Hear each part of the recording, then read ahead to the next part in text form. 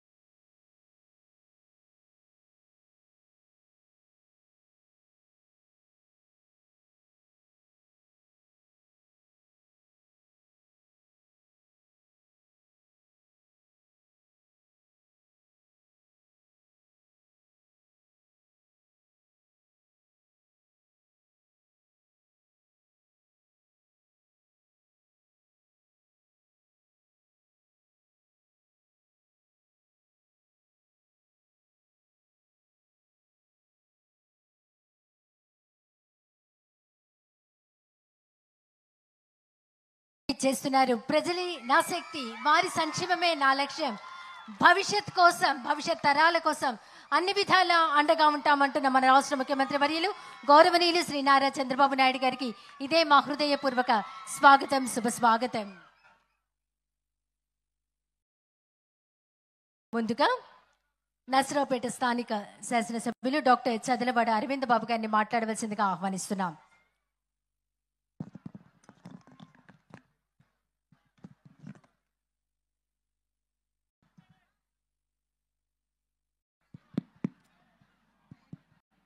అందరికీ నమస్కారాలు తెలియజేస్తూ, ఉమ్మడి ప్రభుత్వం ఏర్పడిన తర్వాత పల్నాడు జిల్లా మొట్టమొదటిసారిగా మన ప్రియతమ నేత, మరందరూ కూడా ఎంతో ప్రేమించే వ్యక్తి మన నారా చంద్రబాబు నాయుడు గారు ముఖ్యమంత్రిగా ఈ రాష్ట్రానికి వస్తానని చేసి శపథం చేయడం జరిగింది. ఆ రోజు 6 నెలల క్రితం శపథం చేసిన తర్వాత ఈ గ్రామానికి ముఖ్యమంత్రిగా మన ప్రియతమ నేత నారా చంద్రబాబు నాయుడు మిమ్మల్ని చూడటానికి రావడం అనేది ఎంతో సంతోషంగా ఉంది.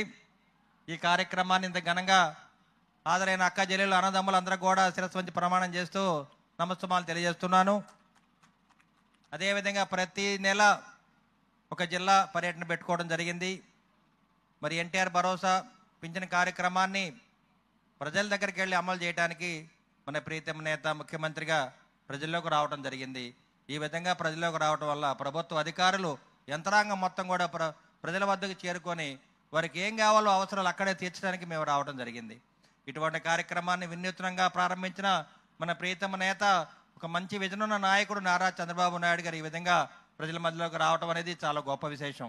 ఈ విధంగా రావడం వల్ల ఎమ్మెల్యేలు ముందుకు వస్తున్నారు, మరి మంత్రులు ప్రజల్లోకి వెళ్తున్నారు, యంత్రాంగం ముందుకు వెళ్తుంది. ఈ విధంగా మీకు ఏ అవసరాలు ఉన్నా కానీ ఇవాళ ఎల్లమంద గ్రామం రావడం జరిగింది. ఎల్లమంద గ్రామం అనేది తెలుగుదేశం పార్టీకి కంచుకోట. అదేవిధంగా ఉమ్మడి ప్రభుత్వంలో బీజేపీ, జనసేన, టీడీపీ ఆధ్వర్యంలో ఇవాళ ఎల్లమంద గ్రామం పర్యటన అయిన తర్వాత త్రికోటేశ్వర టెంపుల్కి వెళ్ళడం జరుగుద్ది.